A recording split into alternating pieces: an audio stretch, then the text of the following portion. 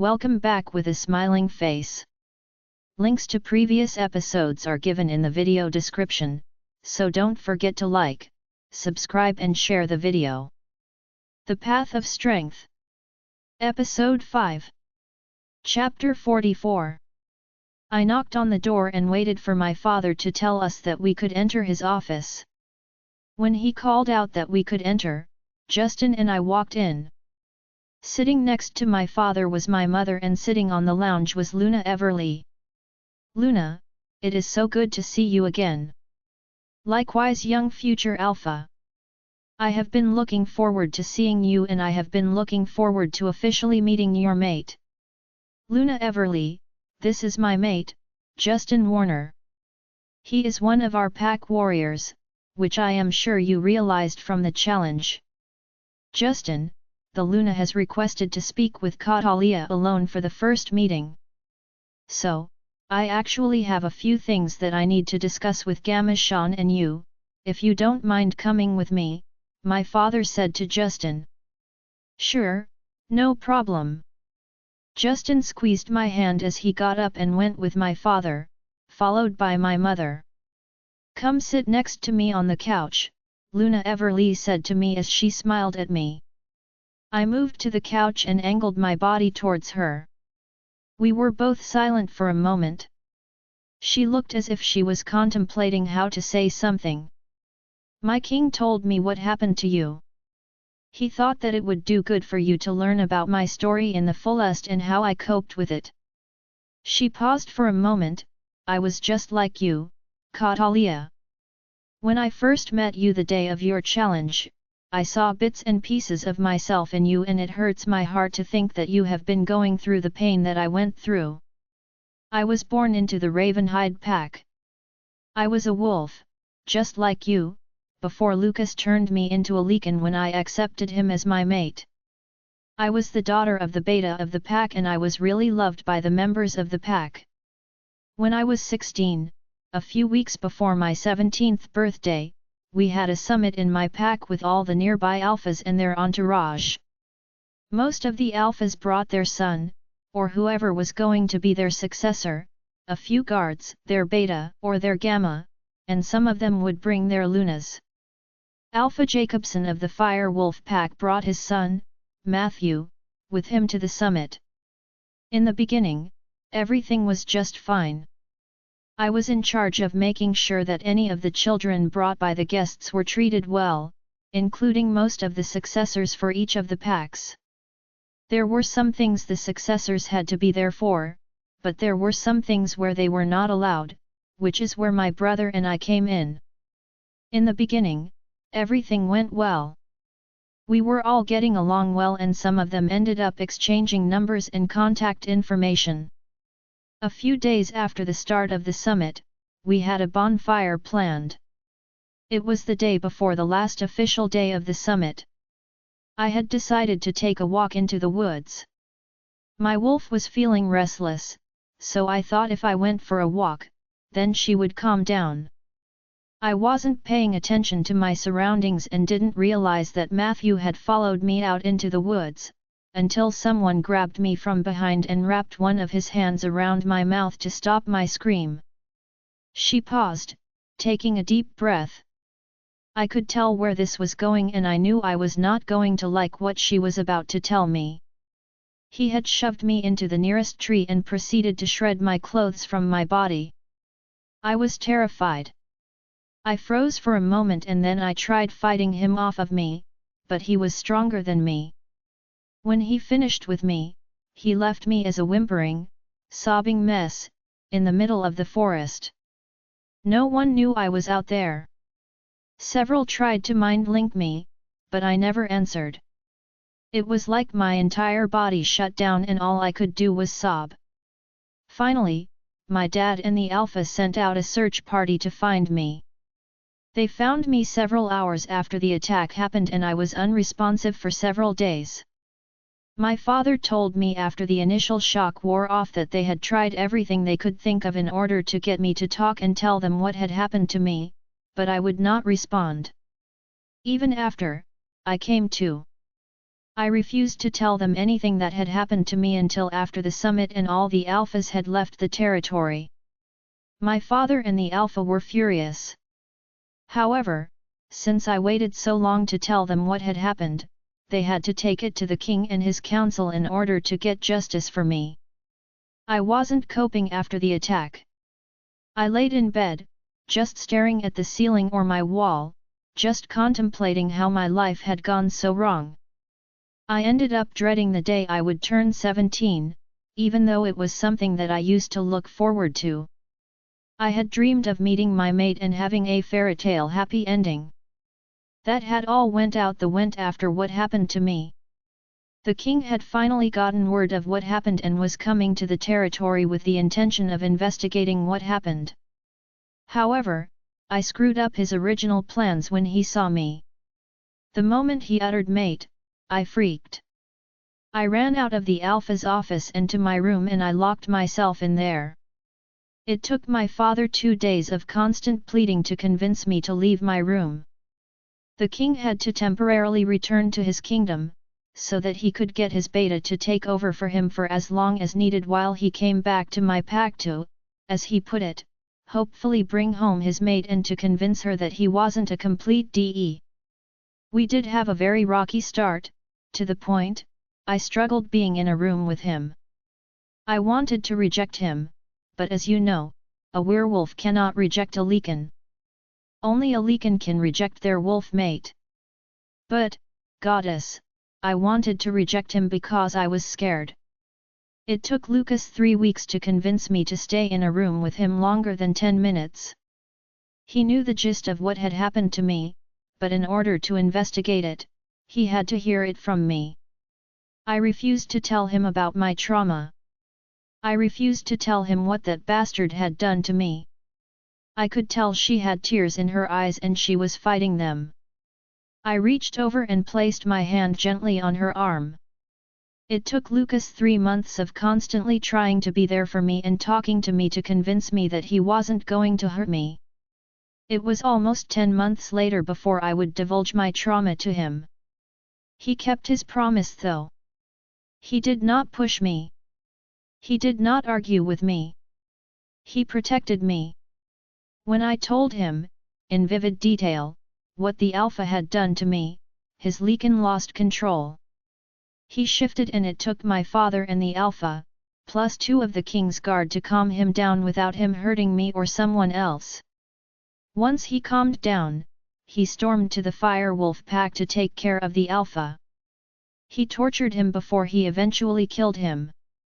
Usually, Lucas has a calm demeanor, but that day I told him what had happened to me. I was scared. He wasn't the kind, understanding king. He wanted revenge. He wanted to hurt the person that had hurt his mate. His future queen. The boy's father tried to convince Lucas not to kill the boy, but Lucas didn't hear that. Lucas ended up leaving a horrible scar on his chest with his claws for suggesting that he wasn't punished to the fullest. I think his punishment would have been bad, but may not have resulted in his death had he not attacked Lucas' mate, because that was what made it worse for Lucas and then he knew, even though he did not know me at the time, there was nothing that he could have done to protect me. It took Lucas 4 years before I allowed him fully in, before I convinced myself that he would never hurt me and that he would love me as I deserved. I would make horrible remarks about myself and I refused therapy, so Lucas was at a loss when it came to helping me. Eventually, I talked to my mate. Talking to my mate was helpful in helping me recover. I was glad that I did not reject him. Once I had accepted him and our bond, he changed me by marking me and then giving me a little of his blood. Ever since then, we have been happy. I still have my moments of depression where I think about what that bastard had done to my body and how he had tarnished it and destroyed me. Usually, Lucas has to fight those days to get me to see my worth. When Lucas received his guardian, Sebastian, he made Sebastian promise that I would become priority number 1 if something were to happen and it came down between the 2 of us. I stood up and I went over to her and gave her a hug. I appreciated her telling me her story and showing me that I am not the only one that has been affected by trauma, but most of all, that there was a way to come back from this that would benefit me. Chapter 45. I sat in silence for a moment with Luna Everly. While her story was different than what had happened to me, I could see the similarities. I could even see similarities in the ways that we have treated our mates. Does that mean there is truly hope for Justin and I? Justin tries to be there for me, but some days are worse than others. I feel myself starting to trust him and starting to trust what I feel for him, and then this little nagging voice is in my head telling me that it is all a lie and he is waiting for me to trust him before he FKS my life up. But what if it won't be like that? King Lucas and Luna Everly has clearly moved past it and they seem happy with each other. He loves her. You can tell the way that he talks to her or the way that he angles his body towards her. You seem like something is on your mind, Catalia. Do you want to talk about it? I hesitated before everything spilled from me. How do I know that it will work with him? How can I learn to fully trust him and give myself to him? We have our good days where everything is going well and we are happy, or at least we seem happy, then bam! My little inner devil starts talking and telling me that it is all part of Justin's plan to get me to trust him, and then he is going to hurt me when I least expect it. I promised myself after the incident that I would never allow another man to cause me any type of harm. I vowed to myself that I would reject my fated mate and I wouldn't take that chance. Now, here I am trying to justify everything and convince myself that Justin, and not all men, are like those guys that had raped me. Justin has been incredibly patient with me.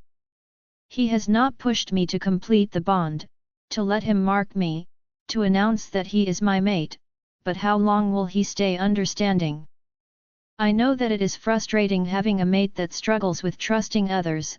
Justin goes crazy when I am around any other male, even though he tries to hide it, because I am not marked. He doesn't even like me around Oliver, who I have been best friends with since we were in diapers, and I have got him getting territorial when I am around my siblings, pretty much any unmated male. How do we get around this? How did you learn to trust King Lucas? She scooted closer to me and grabbed my hand. Catalia, these feelings and thoughts you are having are normal. It is normal to be hesitant. You were traumatized and, while I am not a licensed therapist, I would even hesitate to say that you have PTSD. Severe PTSD. It took Lucas a while to get me to trust him and even longer for me to allow him to mark me and complete the bond. He understood my feelings. I would say that young Justin understands yours too. I see the way he looks at you, Catalia. That young man loves you and he will follow you to the end of the world and do anything that you ask of him. You just have to trust him in blind faith. He has not done anything to hurt you outside of training. Let him in, just as you let me in today. Justin will be there for you when you need him and he will not go anywhere. You just got to let him love you, she finished with a sigh. I nodded my head and I could feel the tears slipping down my cheek. I want to trust him. I want to love him, but how do I do that? Do I just blindly accept what we have? I have to return to my kingdom soon. I don't like being away from my king for too long. She handed me a notebook that she pulled out of her bag. However, I want you to write down your emotions, feelings, thoughts, and anything that you think is pertinent about everything that happens in your daily life. Then, the next time I see you, we can talk about it. You can either show it to me or you could hide it from me. Now, go find your mate. I am sure he is eager to see you. I stood up and gave her a big hug as I whispered thank you to her. I opened the door and I was met by Sebastian. He gave me a curt nod and moved out of my way, so I could continue down the hall. I wonder how much of that he had heard. I shrugged off my thoughts and continued walking, wondering where Justin and my father were going. I decided that I would go to see Oliver and Michael. I haven't talked to them in a few days, which just felt weird in general. Usually, we are pretty close and talk once or twice a day, at the very least. I looked at the time and realized that it was already lunch, so I headed to the pack dining hall. I figured I could kill two birds with one stone. I could find Oliver and Michael and I could get something to eat, since I had skipped breakfast. Typically, if there is food involved, Michael and Oliver were usually there.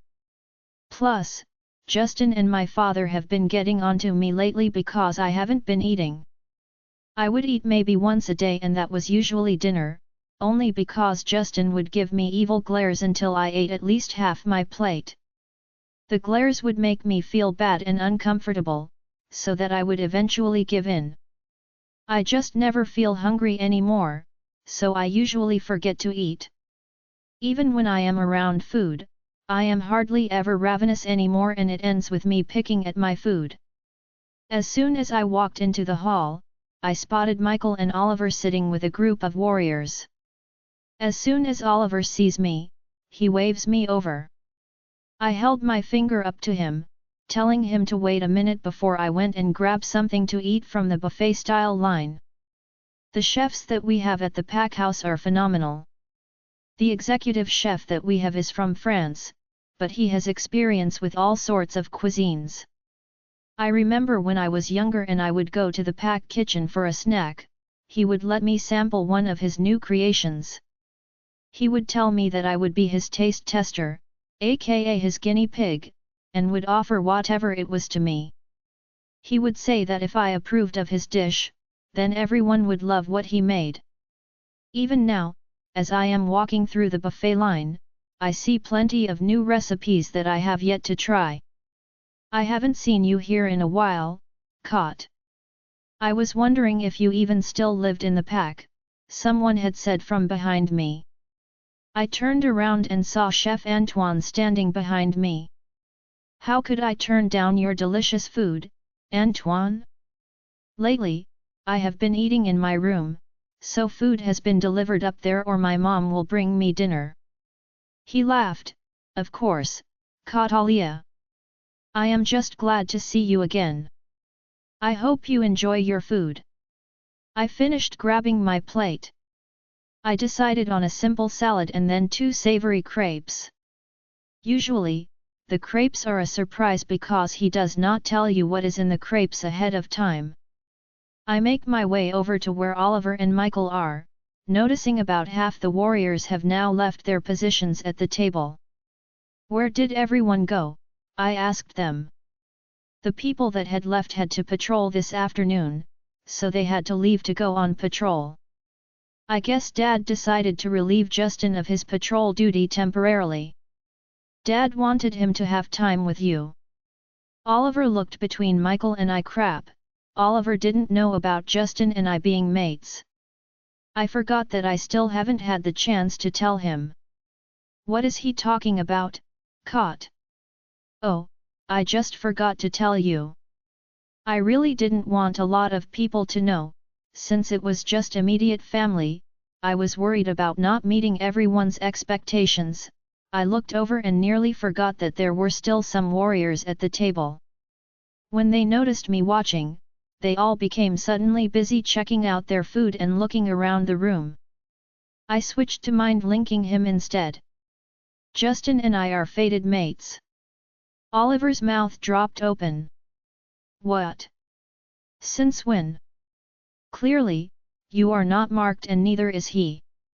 You decided I was not important enough to tell this very important tidbit of information to. Ollie, I promise it was not like that. It just slipped my mind to tell you. I promise. We have been so busy lately with me preparing to take over as Alpha and you preparing as my Beta, and to answer your other question, we found out the day of my birthday. I ran into him on my way to the training ground. I ran from him. I wouldn't speak with him. I nearly rejected him out of fear. I looked away from Oliver, not wanting him to sense the tears that had been welling. What is going on with me? I am never this emotional. I am an alpha, I need to be strong. I cannot show anyone these emotions. Caught, honey, I wish you would have told me. I am happy for you. I really am. Justin is a great guy and a great warrior. I know that he can protect you, even if you don't need the protection. I cannot imagine the stress and pain you were going through when you felt that you did not have anyone to talk to. Just know that if you ever want to talk about it, or anything, that I am still here. He paused for a moment. I really can't believe that you are the first one out of us to find your mate. Imagine that. You were especially the one that was adamant that you did not need a mate. What are you going to do about the alpha title if you decide to fully accept him as your mate? He has a good point. Justin and I never discussed how this would work if we both accepted the bond and marked each other. I really could not see this big strong warrior agreeing to become my Luna, but I also don't want to give up the position that I fought, literally and figuratively, for my mate just because he does not see himself as a Luna. I don't know. This is not something that we have discussed, but we probably should if we both decide to go through with the bond and be with each other. He sighed, what about being CO alphas? I really cannot see your big macho mate being a Luna, he would flip if someone called him Luna. I wonder how the alpha females in the legends did it with their mates and what they were called. He laughed. I am currently envisioning Justin's reaction to someone calling him Luna and I must admit it is kind of funny. I hate to break up your silent conversation, but it is not fair for you two to have your silent conversation and keep all of us in the dark. You know what they say, keeping secrets makes babies. Gale interrupted our conversation to tell us. Everyone at the table laughed. Gale, you are just nosy. You don't need to know what we are talking about. Quite the contrary though, my dear future alpha, if it has to do with my boy Justin, then we all have a right to know. Gale, you are barking up the wrong tree. Catalia is going to get you now, Michael said as he was chuckling. So, tell me, Gale, how is Justin your boy? Are you telling me you swing a different way? Is there something that I don't know about you and Justin that you would enlighten me with? Justin walked up to us and sat next to me, just as I had finished my sentence. Whoa, whoa, whoa. What team are we talking about now? Justin exclaimed. Well, you see, young Gale over here said that you were his boy and that he had a right to know what Oliver and Michael and I were talking about regarding you. I was just clarifying what I did not know about you. Justin laughed. Gale, you picked a fight with the wrong female. You and I both know I don't swing for that team. Justin reached under the table and grabbed my hand and lightly squeezed it. I missed you, love. What were you and Oliver talking about me for? Nothing really. My brother accidentally let it slip aloud that some of the warriors are working different shifts because my father wanted you to take a temporary leave of absence to spend time with me, which I think is unnecessary, by the way. So, Oliver was confused because he didn't know why you would need time with me. I forgot that he did not know that we were fated mates. We were just talking and I told him about us being fated. He chuckled in my head. I guess that is something you probably should have told your best friend. I am surprised you haven't told your best friend though. I figured you would have told Gale or Aziel. He shrugged mentally. You said you were not ready for anyone to know yet, so I assumed that meant even my closest friends. I told you, babe, we are going to take this at your pace. Gale looked between the both of us. It was like realization dawned on him at that moment. Gale merged a link with Justin and I. There is something going on between the two of you, isn't there? Justin looked at me, silently asking for permission. I squeezed his hand. As long as you think he can be trusted not to tell anyone our secret for now. I promise it won't be a secret forever. Justin smiled at me gently before looking back at Gale and opening the link again. What I am about to tell you, you have to promise me that you will not tell anyone else, Gale. I am serious. This has to remain a secret. He nodded his head at us before Justin continued speaking. Catalia and I are fated mates. Chapter 46. Justin's POV. I watched as Gale's facial expressions changed. He was confused, shocked, but then it changed to happiness. Why didn't you tell me, man? He exclaimed. Catalia and I do not want the entire pack to know right now, so it has been kept to just our immediate families. Congrats, man! I know you have been waiting for your fated since you turned 17. He paused for a second as if debating something. Wait. Why haven't you two marked and mated yet? You cannot tell me that you two just found out you were fated. She has been 17 for nearly a year now and you have been constantly near her for training. Before I could respond, Caleb interrupted our silent conversation. Gale, did you not just complain about Catalia and Oliver having a private conversation, while we sat there and watched them link back and forth? Now are you doing it with them? Caleb, mind your business. We are having a very important conversation, bro. When you need to know what we are talking about, we will tell you, Gale said to him quietly. Catalia went to stand up and I quickly followed her. Are you done eating? She nodded her head and went to throw her food away before she came back to the table. She looked at Oliver, Michael, and I before telling us that she was going to go to the training center to do a little workout. I decided to follow her and Gale came with us. He waited until we were on the training grounds, making sure that there was no one on the training grounds, before he spoke again. Justin, I am waiting for you to finish answering my question. If you two are going to be here with me, then I want one of you to train with me. I prefer Gale to fight with me though, Catalia told us before I could respond to Gale's inquiries. Gale lines up in front of her and takes his position so that he can spar with her. Yes, we are mates, Gale.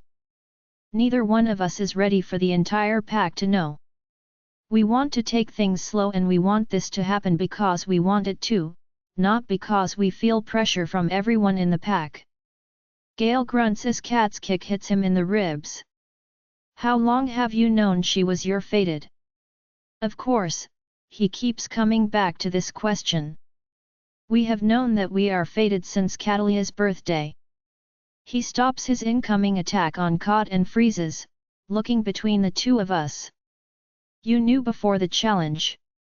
How in the world were you able to fight her? If I recall, you left several bruises on her, not to mention the marks that the rest of the challengers left on her. Goddess, no wonder you nearly bit my head off when I was going to pounce on her. As soon as he finished his sentence, Catalia went for the attack and punched him in the throat. He choked slightly before he went back into his stance to spar with her. Her alpha challenge was hard. I was waging an inner battle with myself during the entire challenge. At one point, I was terrified of her getting hurt by one of us, but on the other hand, I knew she would be pissed off if any of us went easy on her. After all, we were not called the best of the best when it came to the warriors for a reason. When I saw you stalking towards her, I nearly lost it. It is kind of a shock that no one knew during that challenge that she was my mate. I couldn't bear the thought of her getting hurt.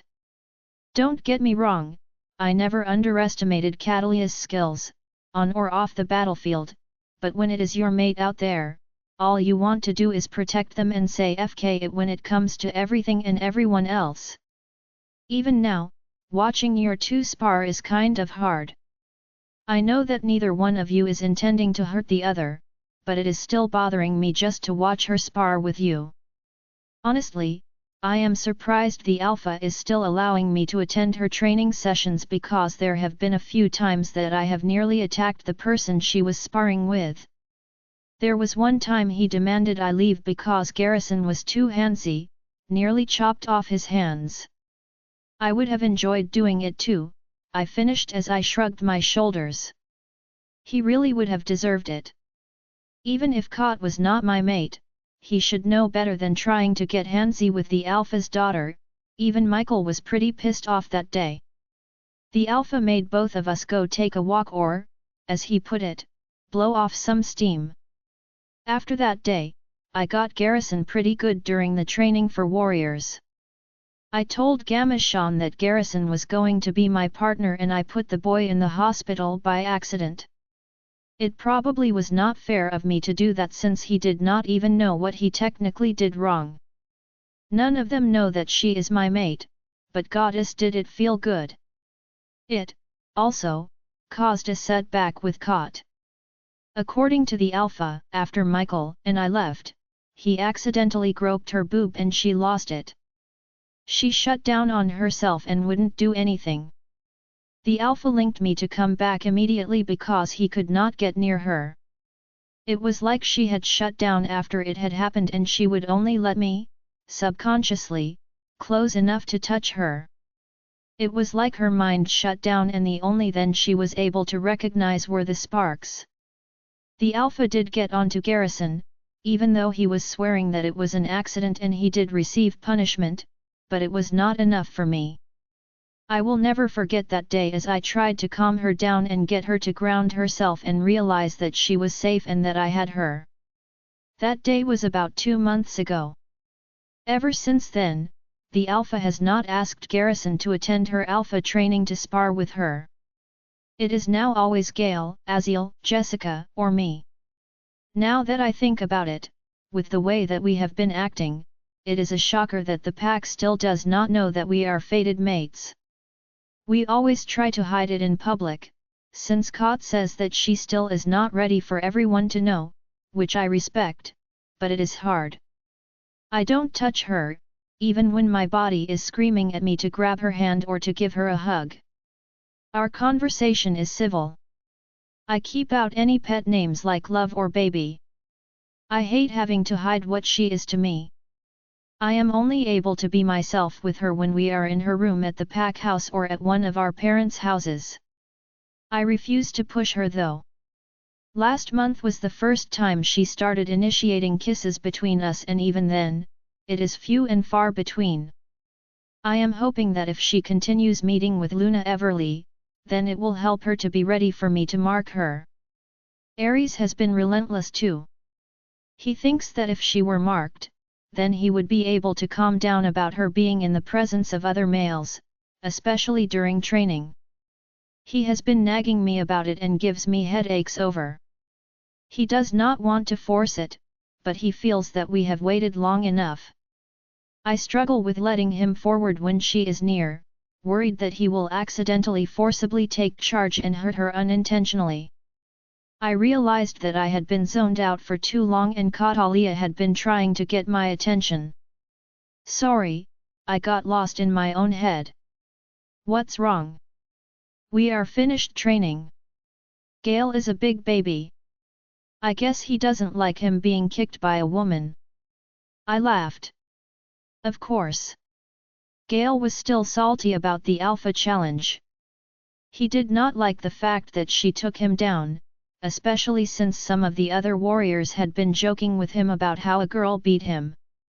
I tried to jump in and defend him, stating that technically it was a female alpha and alphas are stronger than the normal everyday warrior, but they would not hear it. They continued to give him about it.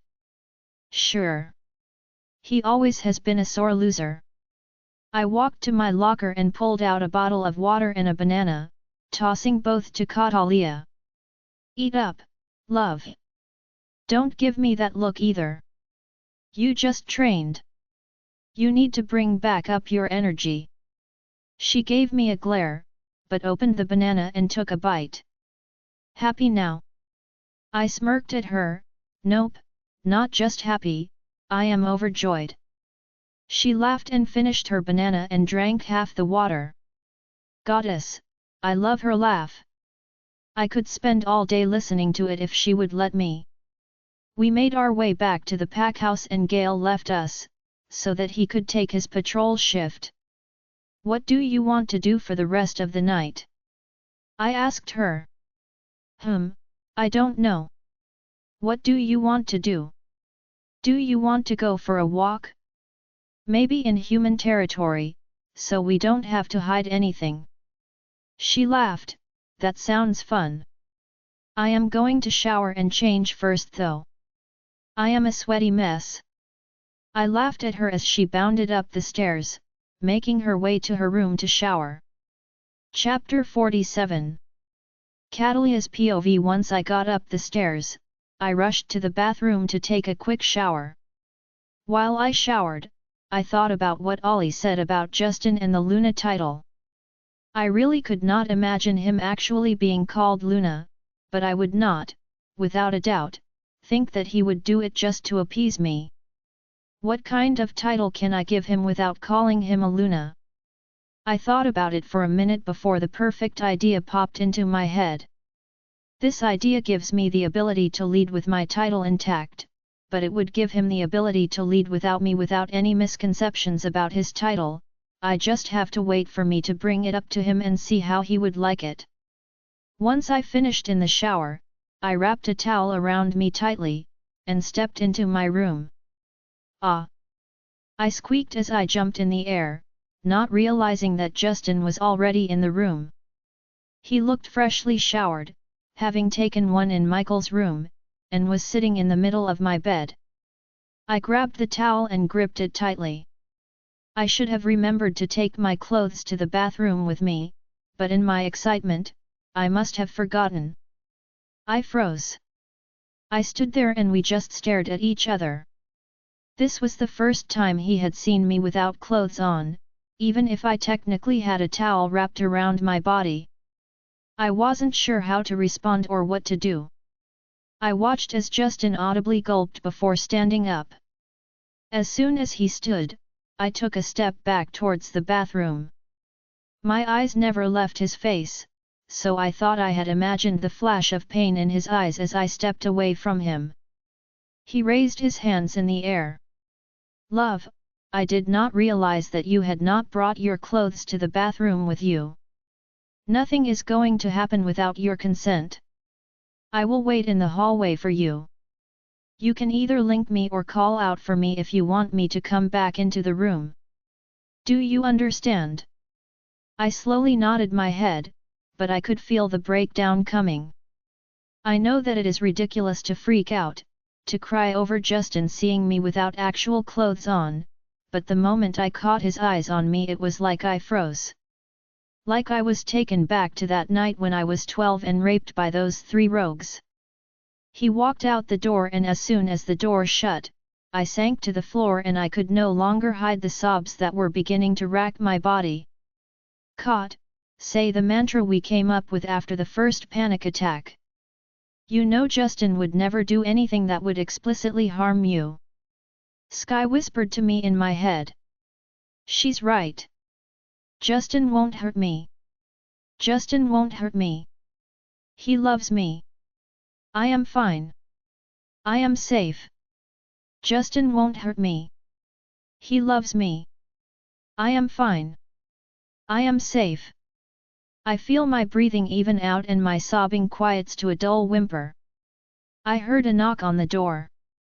Catalia, baby, are you okay? Justin asked through the door. I nod before remembering that he cannot see me through the door. I'm fine. I called back, but my voice was shaky at the end. I finally got off the ground and made my way to my closet to find an outfit to wear. I pulled out some lacy black underwear with a matching bra, a pair of leggings, and a long red blouse. I quickly got dressed and then went to the bathroom. I put my hair in a ponytail and then tried to figure out how to fix my face. I looked into the mirror and the first thing I noticed was my eyes were puffy and red.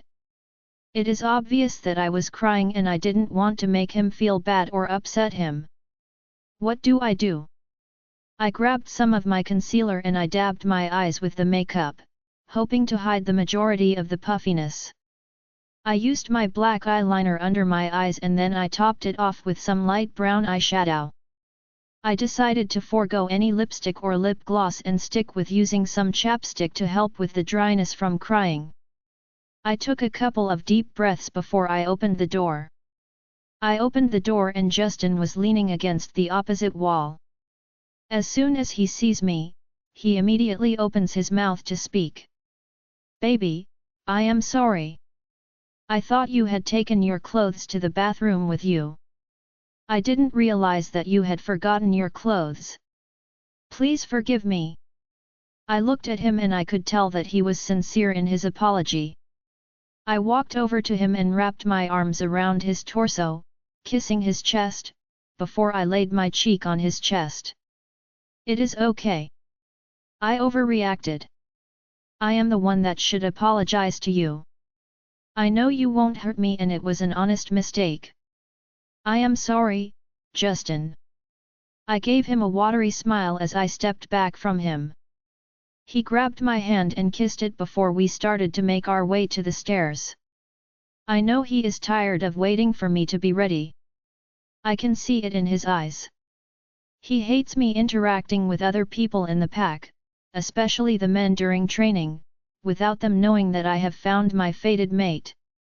He hates not being able to touch me when we are in public, but I think what he hates the most is not being able to hold my hand when we are out in the pack. Maybe it wouldn't be so bad if the pack knew about us. Maybe it would be okay.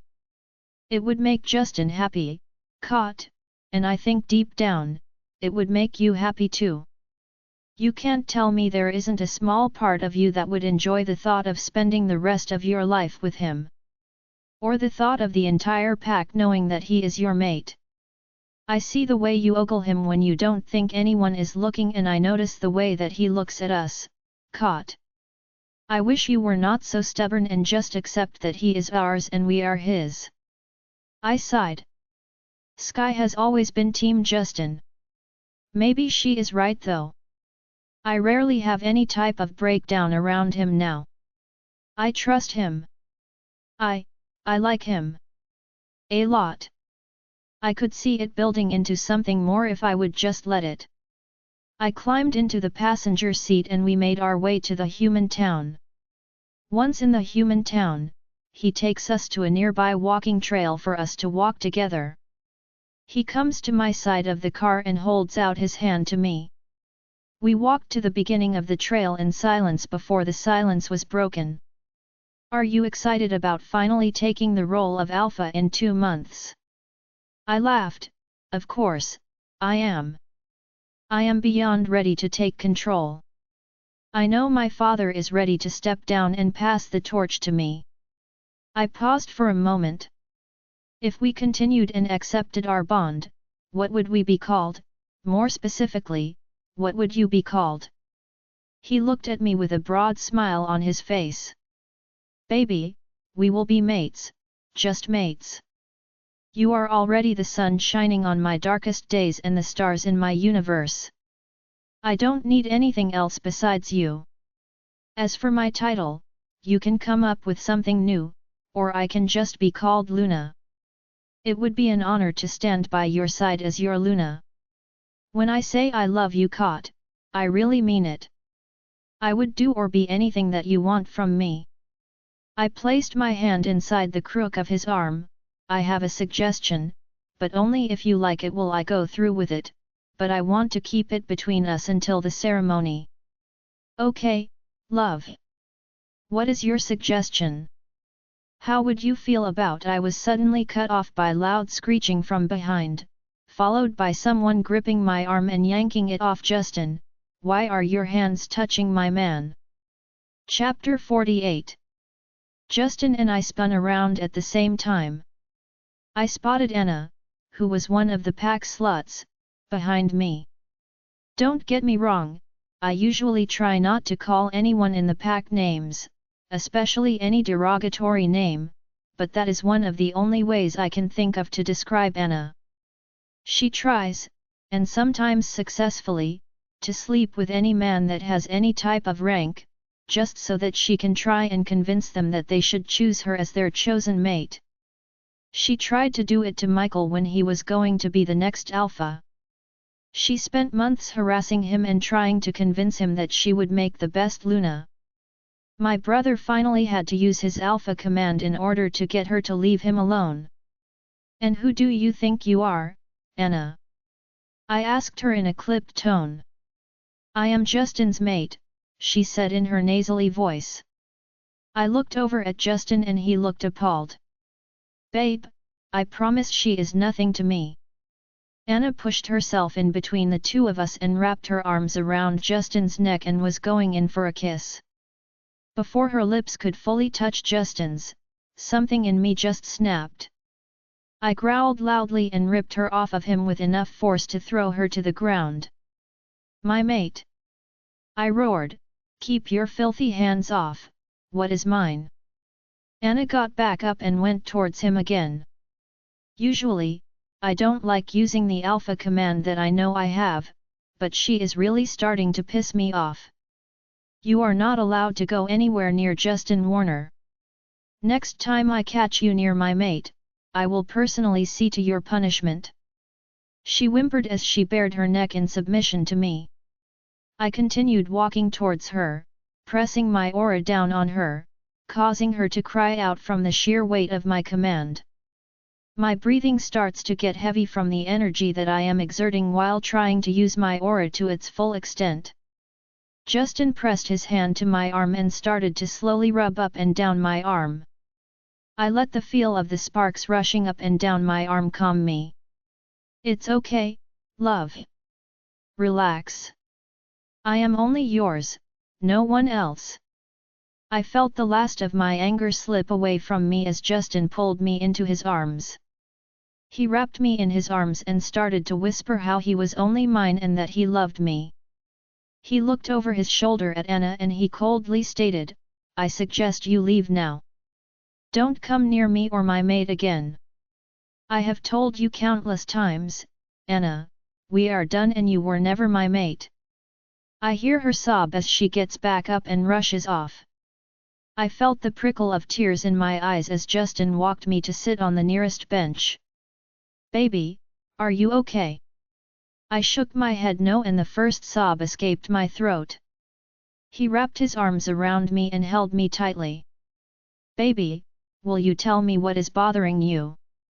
I tried to slow my breathing so that I could talk without hyperventilating. When I felt myself calm down, I asked him what is bothering me. "Justin, what is Anna to you? Did you sleep with her? Were you two a couple?" Realistically, I know my reaction is stupid. I know that he has a past. I knew that he had had other girlfriends. And, I know that he has had S*X before, but there was something about Anna confronting me saying that Justin is her mate that upset me. "Love, we were never an official couple. We would occasionally have S*X. That was it. I never developed feelings for her. I told her that there was to be no relationship and as soon as one of us started to get feelings, then it would end." I started to drift far away from her when she started talking about wanting to be my chosen mate. I kept repeatedly telling her that I was waiting for my fated mate. I hesitated. I had one more question, but I honestly was not sure if I even wanted the answer to it. His answer could possibly break me. I let him get too close. I was drowning in my emotions and it was starting to become too much for me to take. "When was the last time you two had S*X? I asked him hesitantly. He placed his index finger under my chin and used it to lift my head, so that I was looking into his eyes. "Baby, if I tell you, is it going to hurt you?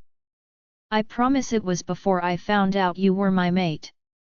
If you want me to tell you when, then I will, but only if you promise me it isn't going to hurt you, love."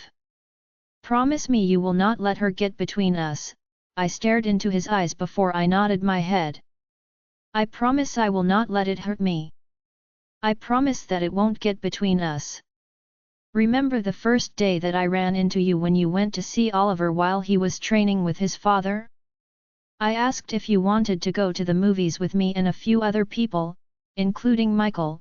He paused for a moment, looking towards the ground before he continued, "I was upset that you had turned me down again and I really just wanted to know you. So, I cancelled with the guys and decided to go to the party that Garrison was having. Anna was at the party too and she had kind of cornered me when I was talking to Garrison. I was angry, love. So, when she propositioned me to go to one of the rooms in Garrison's house, I decided FK it. I went with her and we had S*X, but Michael ended up busting in with what looked like was going to be his lady of the night. He punched me hard enough to knock me off my feet and he yelled at me. I left and went for a run with Aries. I was angry and I used her. I just could not see why you refused to give me the time of day. Michael would repeatedly tell me that I needed to give you time. Eventually, you will come around and get to know me. He kept telling me that you had some negative experiences in your life, but would not tell me what I was going against. Baby, it meant nothing to me and I regretted doing it. The next day, I talked to Michael and we worked out everything and he made me realize how stupid I was being. Since that night, I have not touched another woman. All I want is you, love. You and only you. I liked you before I knew you were my mate. Before I found out you were my mate, once we had started getting to know each other and hanging out, even though you were sort of reserved about what you would tell me, I wanted you. I didn't care if we were fated mates, I was willing to take you as a chosen mate if you chose me. The day of your birthday when I realized that you were my fated mate, I was over the moon. You have no idea how excited that made me. All I wanted was a fated mate, someone who would love me unconditionally. Someone I could continue to grow up with. Someone that I would one day have a family with. And I am glad that it is you. I could not have been happier that it was not someone else. The day you trusted me with your secret was quite literally one of the best and worst days of my life. I was excited that you were finally trusting me with your secret, for the reason that you were intending to reject me. However, it was also one of the worst moments of my life. To realize that someone hurt the one person that I hold dear. I could not imagine the pain they put you through. At that moment, I vowed to myself that I would bring justice to you. I will make sure that your rapists pay with their lives. Baby, I love you. I know that you won't say it. I am not sure that you will ever say it to me, but I am going to tell you as many times as it is necessary to get you to believe me when I say that I love you and you are it for me. Caught, tell him. You and I both know what you are feeling for him. He bared his soul to you. The least you can do is tell him what you are feeling too. I looked Justin in the eyes. I love you too, Justin. Chapter 49. Justin's POV. Katalia looked me in the eyes as she said, I love you too, Justin. My heart stopped for a moment. She said it. I cannot believe she said it. I was honestly not expecting her to tell me that she loved me. She finally said it. I was in shock.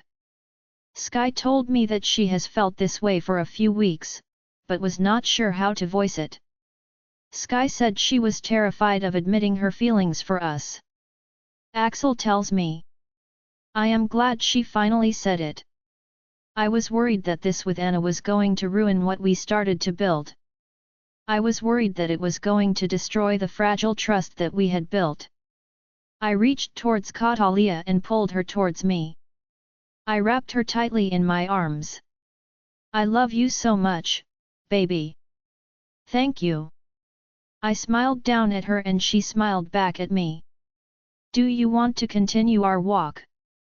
She nodded her head and we began to walk the trail again. We walked in a comfortable silence, holding hands. So, what was the idea that you had? You were interrupted before you could tell me. She smiled at me before speaking. I was thinking, I am not sure how I feel about you being called my Luna. I, also, cannot see you being called Luna. I can just imagine some of the warriors calling you Luna as a joke and you killing them. I laughed at her statement. She is probably right. Some warriors would use it as a means to mess with me, but if it meant that I could spend the rest of my life with her, then I would do it. Baby, while I am not fond of being called Luna, especially as a joke by some of my friends, I would do anything that you ask of me, including be your Luna. I know, Justin, and I love you for your willingness to want to be able to do it for me, but I think I have a solution for us both. Maybe a solution that would get the elders off of my back. She paused before continuing, I want you to share being alpha with me. Be my CO alpha, she finished, trailing off her sentence. I was stunned. I did not think in a million years that she would ever suggest this. Baby, are you sure? She nodded her head, yes, I am sure. Does this mean that you accept our bond? Accept it. I am giddy. I want to know her answer, but at the same time I am nervous. What if she turns me down again? Yes. I accept you in our bond. Yes. Yes. I turned her to face me and I immediately picked her up and picked her in a circle, kissing her cheek. She laughs. Put me down, you big brute. You are drawing attention to us. I slowly looked around, while keeping her in my arms the entire time. She is right. We are drawing a crowd, but I cannot bring myself to care. My mate accepts me. She told me that she loved me. She wants to be with me. She giggled in my arms as I continued to turn in a slow circle. I slowly lower to the ground. I don't know if I have told you this lately, but I love you. She giggles. Of course, you have, silly. I love you too. Goddess, I love her laughter. I would give anything to hear her laughter over and over again. So, what do you say? You want to be my CO alpha? I would love nothing more than to run the pack with you, love. I told you I would follow you anywhere. I want to keep it quiet until the ceremony, so the elders cannot try to stop it from happening. I am pretty sure they are just against me completely and would do anything to not see me as a leader of the pack. Of course, baby. I won't tell anyone your plans. We finally finished walking the trail and I asked her if she was hungry. She eagerly nodded her head. If you were hungry, why did you not tell me? She laughed. After Anna interrupted us, I honestly forgot about it. It wasn't until you mentioned it that I realized how hungry I was. I led her back towards the car and we headed further into town to grab something to eat. Do you want something quick and simple or something fancier? I want something simple. Something we can take back to the pack house and lay down, eat, and cuddle. I decided to take her to one of my favorite spots when I first moved here. Crown Burgers. They are like Burger King, but 10 times better. I pulled into the drive-thru and asked Kat what she wanted. I have never been here before. What is something good to try? I gasped in shock. You have never been to Crown Burger before. They have the best burgers. Do you trust me to order for you? She nodded her head. I turned to the speaker. I will have 2 of your Crown Burgers, one of them with extra dressing, both in a combo with the largest strawberry malts you have. I pulled to the next window, paid, and started to head back towards the pack house. I just knew she was going to love this. It is the best thing on their menu and everyone recommends getting it. It is absolutely to die for. I carried the food, while she had the drinks, and we walked to her room. Yo! Justin! What are you doing? I turned around and saw Jameson, who was another warrior, walking towards me. Oh, nothing. I am just walking, caught Alia to her room. She had a lot in her hands, so I offered to help. Well, that is nice. I am sure caught Alia cut him off. No, my mate is walking with me to my room, where we are going to eat and cuddle watching movies. She grabs my arm and begins to march off with me in tow. I looked behind me and I saw the shock on Jameson's face, echoing the shock that I was feeling. So much for keeping it a secret? Maybe now we can actually tell others about our bond, instead of hiding it from the world. Just in case she slipped up, I linked Jameson. Don't you dare tell anyone that caught Alia and I are fated mates. We will tell everyone when we are ready. He saluted me. I, Captain. Luckily, it was me that she told and not my sister. Katrina would have talked to the entire country by now. Sadly, he is not wrong. Katrina likes to talk and she loves good gossip. So, caught Alia finding her mate and keeping it a secret is like the cream of the crop for her. We got back up to her room and I got the bed set up for us to eat. She sits down next to me and begins to eat her burger.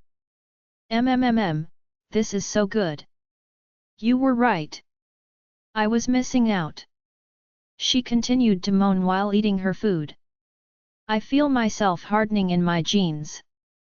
I move to try and readjust myself without her noticing. I told you they were the best.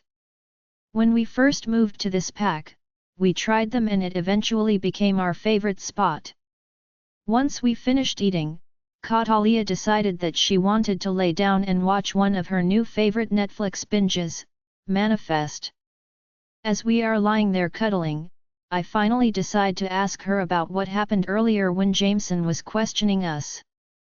So, are we able to tell the pack about us being fated mates?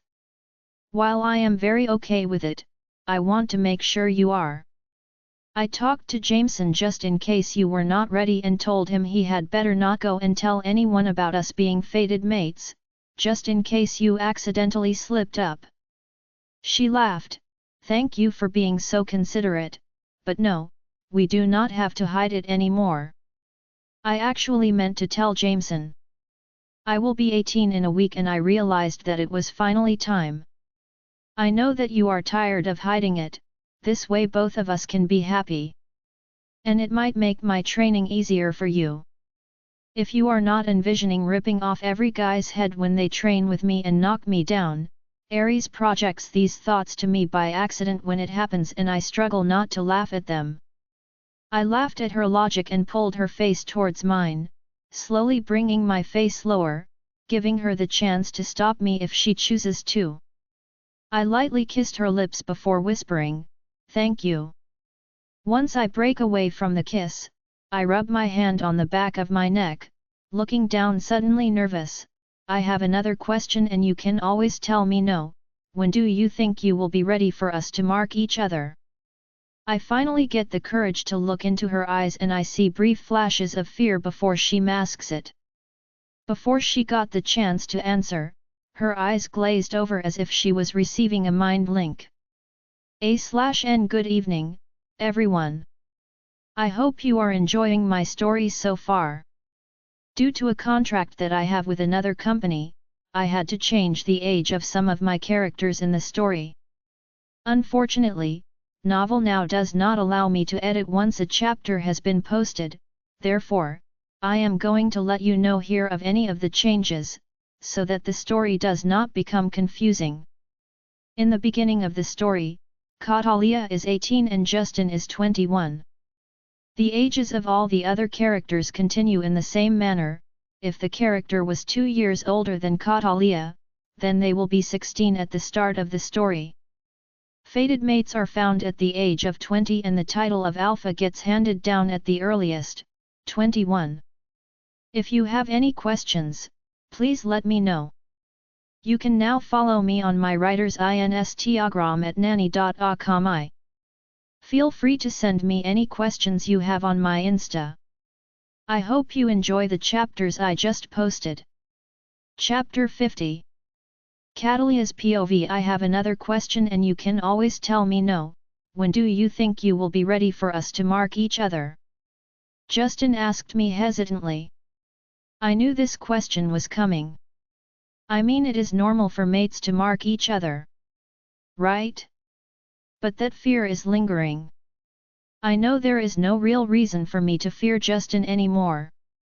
He has shown me time and time again that he is all in this and would never do anything that would harm me or put me in danger. The boy does not even like the thought of me training. The fear will just not go away. I felt the pressure of someone trying to connect a mind link with me, but I had my block up since Anna showed up at the park. Catalia, is Justin with you? We need him. Rogues just appeared at the south border, my father frantically asked. I quickly stood up and pulled on some tights. Come on Justin, we have to go. Rogues are at the south border. Dad needs our help. I rushed to my balcony door and pulled it open. I took a running jump off the balcony and shifted midair. I could sense that Justin had followed me out. Caught, please be careful tonight. I promise, I will if you are. We rushed to the south side.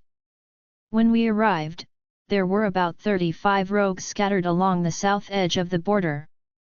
That is a lot. I immediately jumped into the throng of warriors holding the rogues back from trying to reach into the city in our territory. I tackled a wolf that was on top of Aziel, aiming for his throat.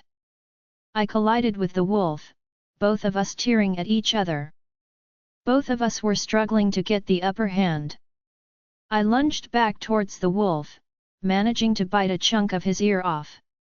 The wolf howled in pain before aiming for my throat. I dodged out of the way by sidestepping. As soon as I was out of his path, I aimed for his left flank. Once I wrapped my teeth around his flank, I bit down hard. I heard the crunching of his bones breaking. After he was down, I aimed for his throat and managed to rip his throat out. I looked around the battlefield, spotting Justin surrounded by 4 wolves. The fear I felt seeing him surrounded was insurmountable. I watched in a daze as they each took turns attacking Justin. The fear rooted me to my spot. When one of the wolves lunged for his throat, it was enough to snap me out of fear and my paws began to move of their own accord. As soon as I joined the fight, Justin locked eyes with me and barely shook his head no towards me.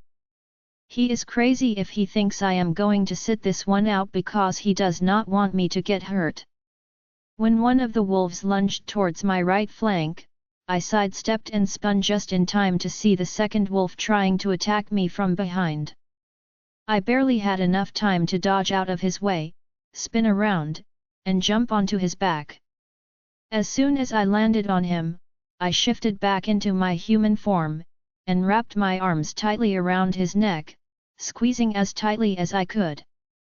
As soon as the wolf collapsed, I jumped off him and shifted back to Sky.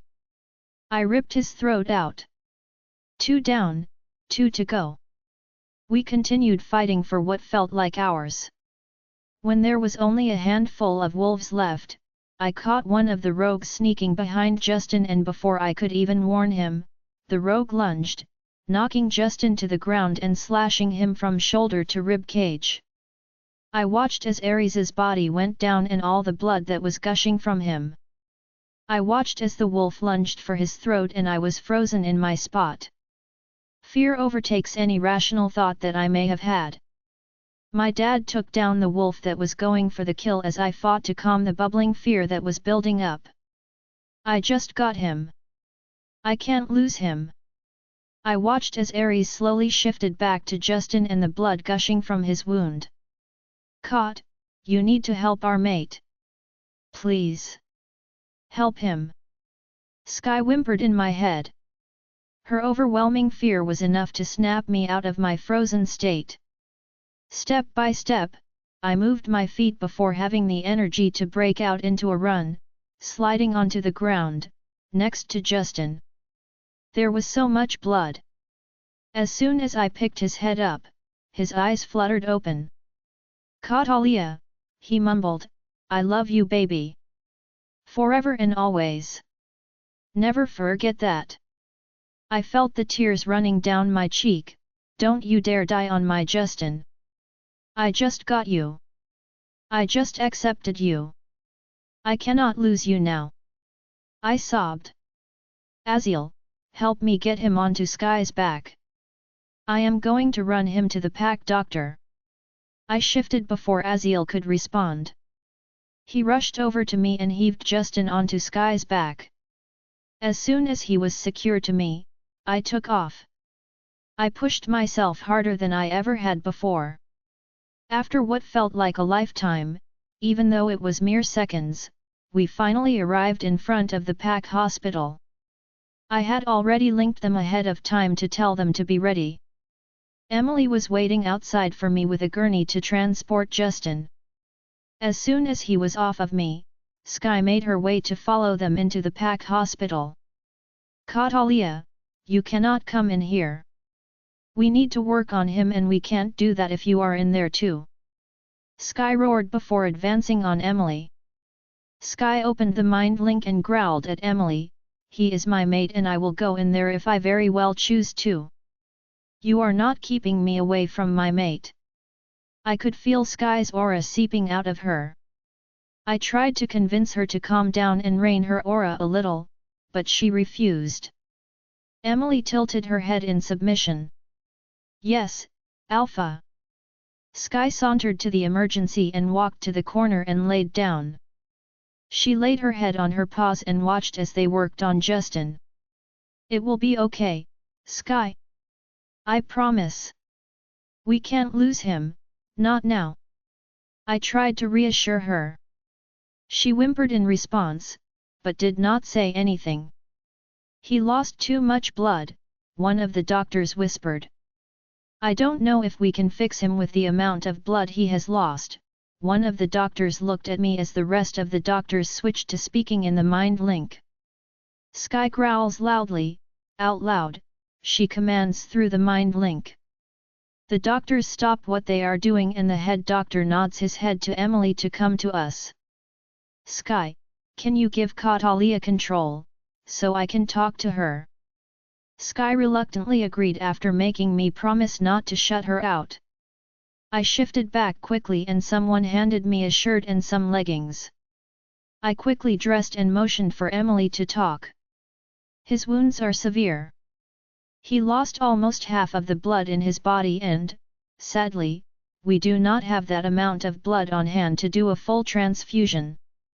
His wolf isn't able to heal him because of the amount of blood that he has lost. While there is nothing we can do about the lost blood, besides pray that some of the pack members are willing to donate blood and are his blood type.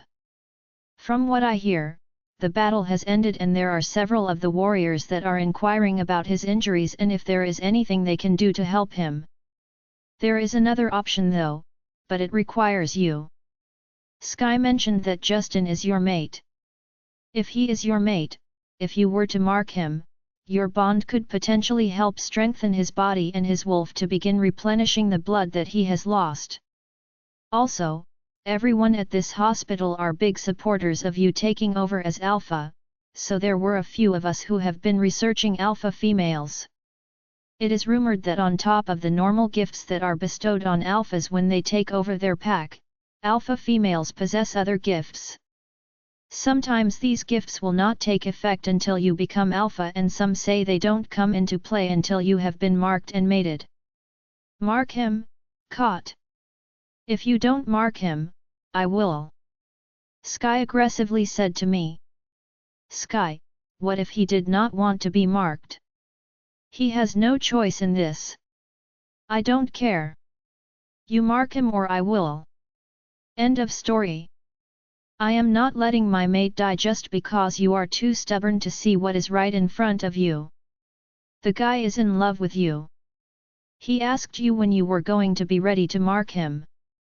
Does that not imply that he has been ready to mark you since he found out you were his mate? I looked at Emily, tears glistening in my eyes. I will mark him. Can we at least have some privacy? She nodded her head towards me. The doctors finished placing their last stitch before leaving the room. I walked over to the operating table and peered down at his face. He looked lifeless. His face was so pale and drained of all color. I gently placed my hand on his cheek. The sparks were barely present, like he was barely hanging on. I bent down and lightly pressed a kiss on his lips. I will save you, I whispered. With one of my hands placed on the top of his wound, I gently moved his head to the side, so that I could have a clear view of his marking spot. I lowered my head and let my fangs slide through my gums. I pierced his neck with my fangs, deeply until they hit the bone. I could feel the sparks roaring back to life with a ferocity that I did not think was possible. The bond began to form and I felt the link snap into place. I looked down and noticed my hand was glowing. Chapter 51. Unknown POV, boss, I have eyes on them. Good, keep me posted. I want to know everything that happens, especially when they head back to their territory. They need to be there for the attack. You got it, boss. I am waiting outside of the White Fang pack, preparing for the attack on this pack. I heard the rumors about the girl that my brothers and I had assaulted being an alpha's daughter, and now she is the next in line to take over as alpha of the pack. We had heard rumors that there was something special about her, so I wanted to go and check it out. The best way to figure it out is to stage an attack and make sure she is there to help. My brothers and I have been scouting the pack and have some people on the inside that are willing to help us find the people that this young alpha is close to and the best way to break her up before we take her as ours. My brothers and I are identical triplets. I am the oldest by 6 minutes. We were made rogues for raping one of the daughters of a warrior in our original pack, Midnight Moon. We didn't give her anything that she did not want. She wanted everything that she received from us. Who would not want 3 hot males FK them and appealing to their every want and need? Ever since we had FKD, the alpha, the youngest of us, has been obsessed with her. He has never had a virgin, apparently, and now he thinks that he is in love with this chick. All he has done is fuss and complain about needing her back, so we have devised a small plan to make ours. Boss, they were interrupted by a female claiming that she was his mate. The future alpha put her in her place and she scampered off with her tails between their legs. Nothing else of importance besides the future alpha telling the guy that she loves him. They went and got food. They are now heading back to the pack. Good, make your way back to us, we are going to need you for the fight. Yes, boss, on my way. Almost 2 hours had passed since I had spoken with Gerald about watching the future alpha and the male she was with. Both of my brothers stood beside me. Are you two ready for this? Remember, today we watch and learn.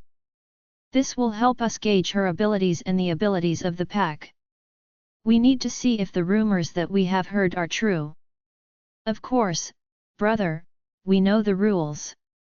We waited with a bated breath while we counted down the minutes before we would tell our rogues to start attacking their southern borders. When the moment finally came, I yelled attack, and everyone jumped into action. I watched as the guards on the south perimeter called for backup. Then, slowly, more and more warriors showed up until my warriors were eventually outnumbered. I continued waiting, praying that the stars of the show were going to show. The alpha finally made it, and, by the goddess, he was huge. He towered over most of my warriors without a second thought. I saw his eyes glaze over in a mind link, and then, within a few minutes, the future alpha showed up with another wolf. It must be that boy that she has been with lately. I think my spy on the inside said his name was Justin. I linked my warriors. I need as many of you as possible to aim for the dark grey wolf. Attack him and injure him. Kill him if you are able to. 4 of my wolves went to attack Justin, and I saw him start to struggle with the wolves. Finally, the future alpha saw what was happening to her precious friend and went to help him. Eventually, most of my warriors were down, but I saw before the last of the wolves fighting Justin died, he was able to slash him from his shoulder down to his ribs, causing blood to gush everywhere. I paid close attention to the alpha's reaction, and I realized that he wasn't her friend, he was her mate. That made things a lot more interesting. It is curious as to why neither one of them are marked. I guess this will make it easier for us. It is easier to claim her if she is not marked. My youngest brother walked up to me. What does she think she is doing? She is touching someone that is not us. Brother, calm down, this is just a minor hitch in the plan. I promise that she will be ours eventually. You just have to wait. I observed the young alphas freak out over Justin being injured. I watched as another warrior placed him on her back and she took over, presumably heading towards the pack hospital to get him healed. I continued watching as her father and the remaining of their warriors took down the remaining of my wolves, and they kept 2 of them alive, presumably to figure out why they had decided to attack their pack. None of my pack of rogues will talk. They all know the consequences of spelling our secrets. I promise them, I am 10 times scarier than the alpha or the future alpha of the White Fang pack. I turned to my brothers. It is time for us to go, we cannot be caught here. We need to begin the second part of our plan. The person that we have on the inside will tell us everything that we need to know about their plans. We arrive back at our makeshift camp, and I head straight for the horror tent. We always have women that are waiting for us. My men must have someone there that is waiting and willing to take care of their needs. Battle always makes me horny, and the women in this tent know what I like. Once inside the tent, I headed to my usual girl. Chapter 52. Catalia's POV. After I marked him, I looked down and noticed the hand that I had laid upon his chest was glowing. What is happening? I moved my hand off of the wound and the glowing stopped. I looked down at his chest and noticed the gash was halfway healed. I laid my hand back onto his chest, over the other half of the mark, and it began to glow again. I waited about 10 minutes before removing my hand again. He was healed. There was no longer any sign that he had been injured. Now I just need him to wake up. Please, wake up. I linked Emily, telling her they could come back in. Emily noticed his cut was gone and that I had marked him. She smiled at me softly and then began to help me get him ready to be moved to another room. Catalia, would you like me to put you in one of the rooms that has a queen-size bed for him, or would you prefer a cot rolled in? Emily asked me quietly. The queen bed would be fine. I struggle to sleep lately if he isn't next to me. I get the feeling I am going to need to try and get some sleep, unfortunately. It is the mate bond kicking in. In the beginning, I could not bear to be away from my mate. It killed me. Then, at night, talk about no sleep. I was only able to sleep if I was encased in his scent. I laughed. That just about covers how it is right now. I have no idea how he managed sleep before I called him. No doubt, he probably was not even sleeping. Most of the men have too much pride to admit they need you, so they will go without until it becomes unbearable. Lee came into the operating move just as we finished cleaning all the materials and moving Justin to a regular room. Once we are in the new room and they finish hooking Justin to the monitors, I mind-linked my dad. Justin is now in a room. I think I am going to stay over here tonight. What happened after I left? I was just about to link you. I wanted to check on you and Justin. We finished off the rogues and we kept one alive to interrogate. We just finished dosing him full of wolfsbane and magnesium. We tried to get something out of him, but couldn't, so we dosed him and will come back for him in a few hours and Damon and I have gotten some sleep. What was Justin's full diagnosis? His chance of survival was slim. They tried to kick Sky out of the room, since she refused to let me shift back, and she commanded them until they submitted. She wasn't leaving Justin's side. He had lost so much blood and they were not sure how to save him. They came to the conclusion that since he is my mate, it might help him if I could mark him and use the bond as an additional healing tool. Emily told me about the additional gifts that is legend for alpha females to have once they have been marked and mated. When I marked him, my hand started glowing and I was able to heal the gash on him. We are now in one of the rooms that they have for mated couples, with the queen-size bed. I was actually about to shower. I am covered in a mixture of my blood, Justin's blood, and rogue blood. He was not wrong. I did not even think about the bit on my leg or the multiple scratches on my side or the fact that I think a rib needs to be reset. Yes, Dad, I promise. I linked Emily and asked her if she could bring me something to change into after my shower and to probably bring a suture kit. I jumped into the shower and I replay the events of the day. I pause and think about how this day should have gone if it wasn't for the attack. Justin and I would be in my room and we would be cuddling in bed, asleep. Instead, he is lying in a hospital bed, with no idea whether he is going to survive or wake up. Goddess, I hope that he wakes up. I can't lose him. Not now. I finished my shower and I checked my injuries using the full-length mirror in the bathroom.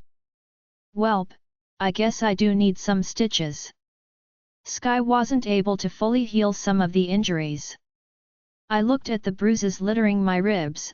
I gently touched them and realized that the rib is indeed broken. The skin is super sensitive and I let out a hiss as I rubbed my fingers over it. I walked out of the bathroom, with the towel wrapped around me tightly. I take the clothes from Emily and then make my way back to the bathroom and changed.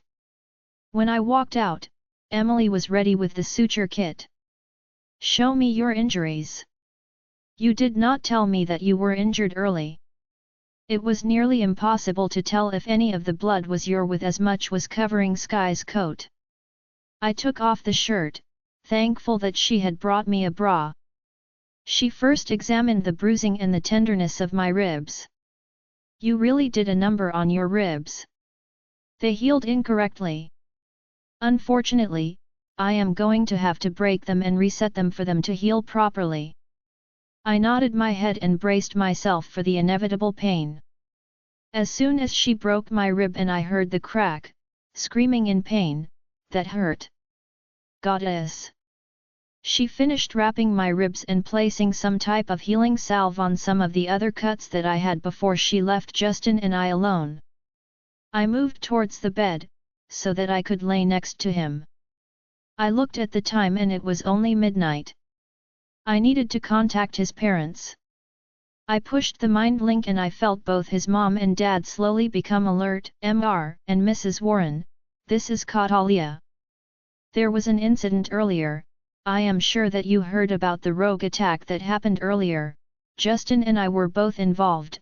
I continued to recap everything that had happened during the fight, including me intervening in the 4 rogues that were teaming up on Justin. Now we are in the Pack Hospital. His injuries were severe and they did not think that he was going to make it. In order to save him, I had to do something without his permission. I had to mark him. Before we were called to the battle, he asked about marking, but I was never able to respond to him. I don't know if he even wanted me to mark him, but I had to in order to save his life. My voice broke at the end and I could feel my tears falling down my cheeks. The reality of what I almost lost today had finally sank in. Honey, Mrs. Warner started to speak. First off, how many times do we have to tell you that you do not have to call us Mr. and Mrs. You can use our first names. As for Justin, we could tell that our boy is head over heels for you. He has been waiting for you to be ready to mark him. We could tell, even if he never said anything about it. He loves you. I can guarantee you that he is going to be over the moon excited that you marked him. As for the guilt, stop feeling guilty about him getting hurt. He would have gone into that fight, no matter what you had said to him. He is a pack warrior, after all. He knew what he signed up for when he wanted to become a warrior. I am glad that he is resting and should make a full recovery, since you marked him. Rest and relax. Stay with him tonight, it will make you feel better, I promise. We will be by in the morning to see how he is doing and to check up on you. We love you, honey. Good night, I mumbled through the link. She was right, I knew she was. It did not stop the guilt from eating at me and consuming my thoughts. I grabbed a wet washcloth and began to slowly clean off some of the blood that was on his face.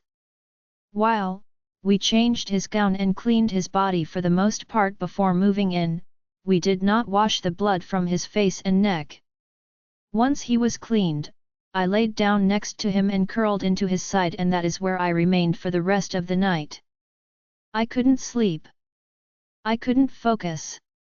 All I could think about was the pain that I was sure that he was feeling and the guilt that was consuming me because he was hurt. I love you, Justin.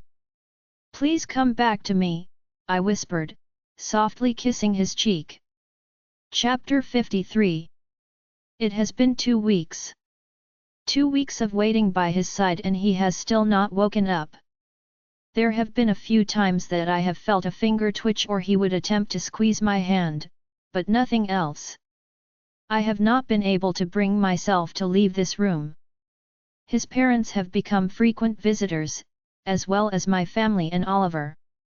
They have tried relentlessly to get me to leave this room, but I have refused. Not until I could see with my own eyes that he was well. I need him to wake up. I need to feel his arms around me, his lips on mine, and to hear his voice. I would kill to hear his voice. I have not been eating. I have not been sleeping. I stare at myself in the mirror and I can tell that I have lost some weight. They bring me food all the time and my mom goes as far as to bring me food from home, but nothing seems appetizing. I feel as if I would have better luck if they just stuck in 4 in me, which Emily and Lee have threatened to do to me. Sleep comes and goes. In the past 2 weeks, I have probably had about 10 hours of sleep in total. All cat naps that take place at random points throughout the day. Today is my 21st birthday and my parents have begged me to leave the room for a few hours, but I have still refused. Today should have been a happy day, but it isn't. Instead I am still stuck in this hospital room because my mate won't wake up.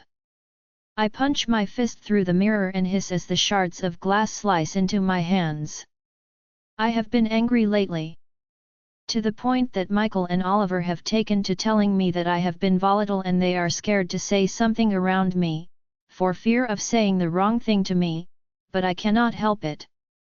I am mortally terrified of what is going to happen to my mate. Aziel rushes into the room. What happened? He looks between my hand and the mirror that is laying in pieces beneath my feet.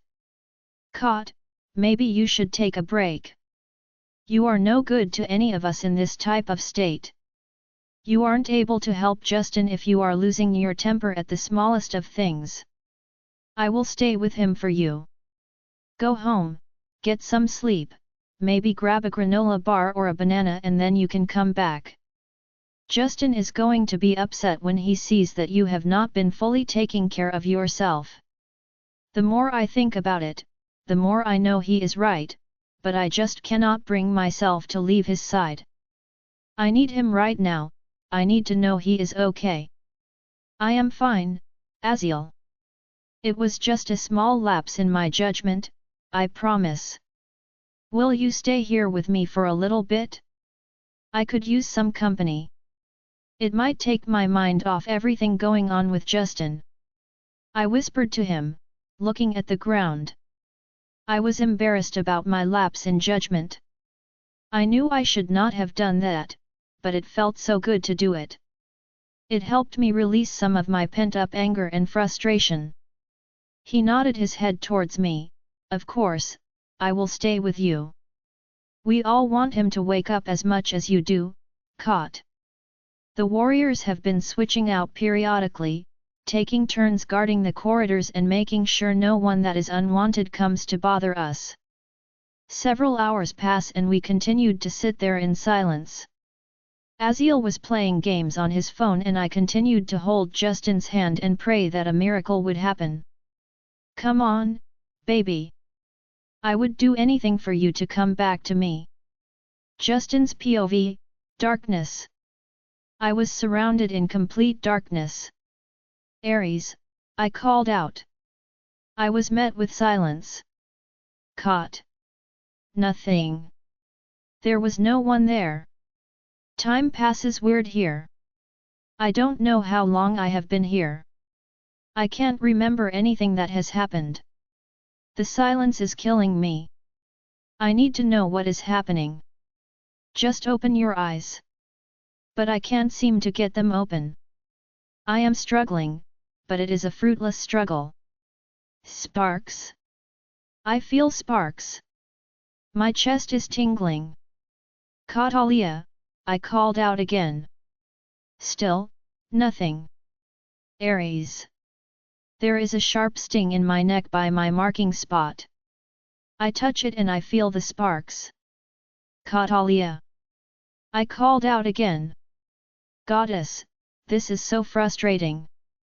I heard something behind me and I am met with a feral wolf.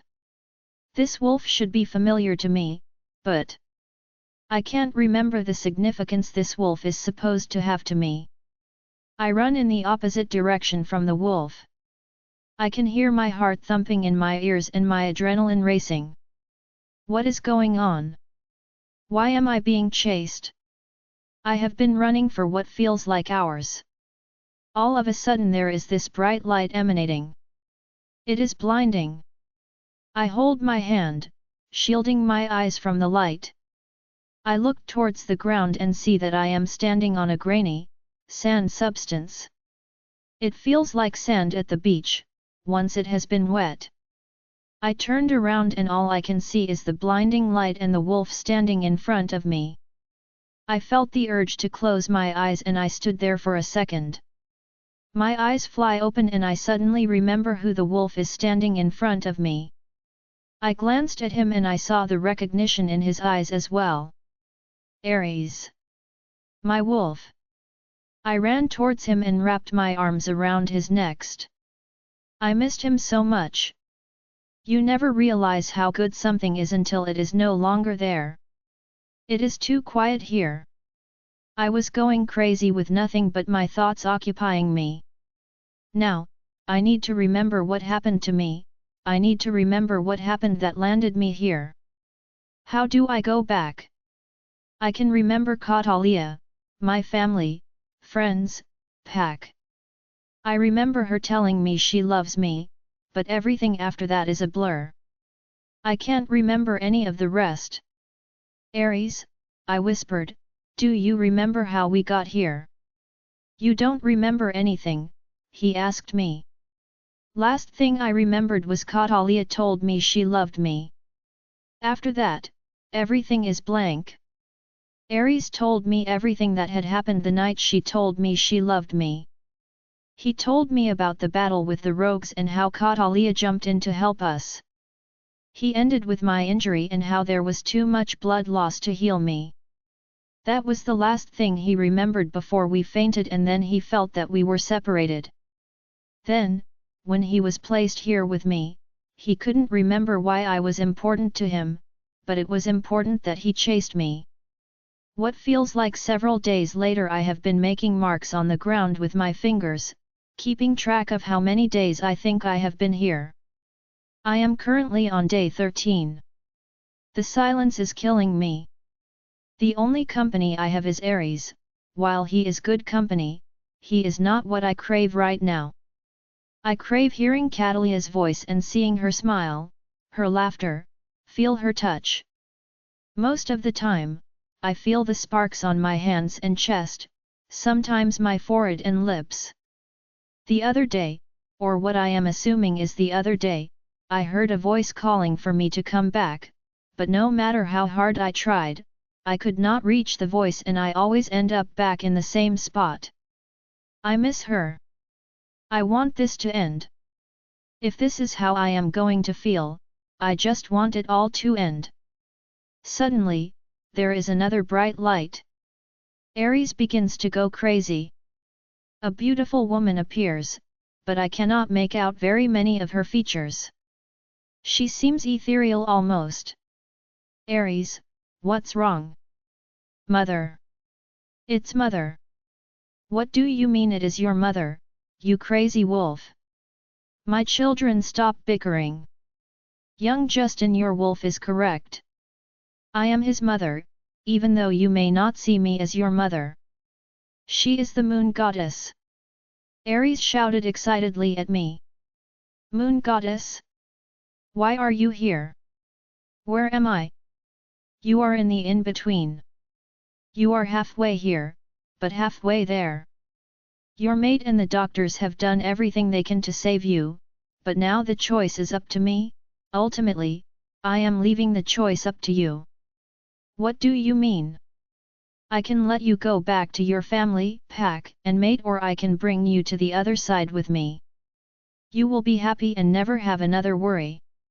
What about Catalia, though? I asked. Catalia may never move on. I took a chance when I made the decision to pair you with her. See, Catalia had several possible outcomes for her life and I decided to intervene in fate, which I usually try to stay out of. Whenever I make the pairs, it is usually easy because the pairs typically choose each other because of them being like-minded. With Catalia, though, I had made a mistake and paired her with someone she should never have been paired with.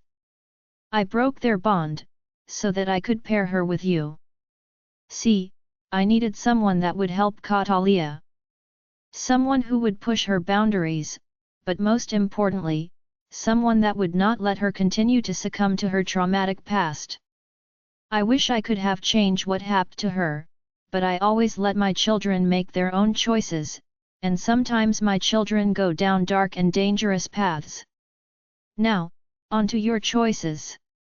You can either choose to go back now or you can choose to come with me. What you choose will alter Catalia's fate, so choose carefully. You have been here for 15 days in the human world. Many have lost hope that you will wake, but Catalia has held out hope. She has remained by your side the entire time. She isn't eating, she isn't training, and she hasn't taken care of herself. The obvious choice is I would go back to her. I need her, just as she needs me, right? Let me show you a snippet of what has been going on while you have been stuck in this in-between state. She waved her hands into the empty space and a small projector-like screen appeared. I see a hospital room. In the center of the bed, I laid there motionless and Kat was curled into my side, tears running down her face. Please wake up, she whispered. She was holding my hand. That must have been the sparks I was feeling. It was her. She was touching me, trying to wake me up. The door cracked open, Michael walked into the room. Catalia, come on, it is your birthday. Please leave this room. He would not want you hiding here. At least come have dinner with us. Mom made your favorite. She shook her head no. Michael sighed lately. Catalia, you have not eaten in days and a nibble of a banana doesn't count. We know what you do with the food you are brought, please, we miss you. Justin will still be here in an hour. Mom has been looking forward to your birthday for weeks. She growled at him. Actually, it was Sky that growled at Michael. I am not leaving this room until he wakes. I need him. The scene fades away and I am left looking at the moon goddess. How will be staying here help her? How would it hurt her if I go back? What sort of fate awaits Caught based on my decision? I whispered brokenly.